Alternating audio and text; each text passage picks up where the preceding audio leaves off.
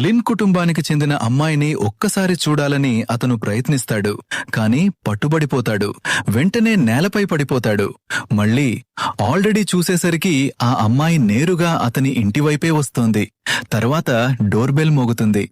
తల్లిదండ్రులు మాథ్యూను వెంటనే కిందకు రావాలని పిలుస్తారు.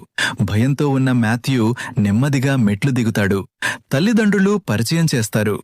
ఇది పక్కింటి ఆంటీకి సంబంధించిన మేనకోడలు అని. ఆ ఆంటీ విదేశీ ప్రయాణానికి వెళ్లడంతో కొంతకాలం ఇల్లు చూసుకోవడానికి వచ్చిందని చెబుతారు. ఆశ్చర్యంగా డానీ అతని తప్పును అక్కడే బయటపెట్టలేదు. కారు తీసుకుని మాథ్యూను ఒంటరిగా బయటకు తీసుకెళ్తుంది. మాథ్యూ తలవంచి డానీకి క్షమాపణ చెబుతాడు. కాని ఆమె వినదు.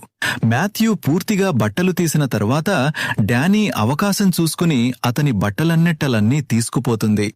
మాథ్యూ దగ్గర ఉన్నది ఒక్క టైర్ మాత్రమే. ఈ దృశ్యం డానీని నవ్విస్తుంది. కోపం రావడం బదులు మాథ్యూ కొంచెం క్యూట్గా అనిపిస్తాడు. ఆ ఘటన తర్వాత మాథ్యూ పూర్తిగా డానీకి మోహితుడవుతాడు. తరగతిలో కూడా ఆమె గురించే ఆలోచిస్తూ ఉంటాడు. అలాగే చూస్తే డానీ కిటికీ బయట కనిపిస్తుంది. ఆమె సహజంగానే క్లాస్ మిస్ అవుతుంది. వారి మధ్య ప్రేమ మంట వేగంగా రాజుకుంటుంది. కొంచెం థ్రిల్ కోసం డానీ మాథ్యూను ఇంకొకరి ఇంటి స్విమ్మింగ్ పూల్ కి తీసుకెళ్తుంది.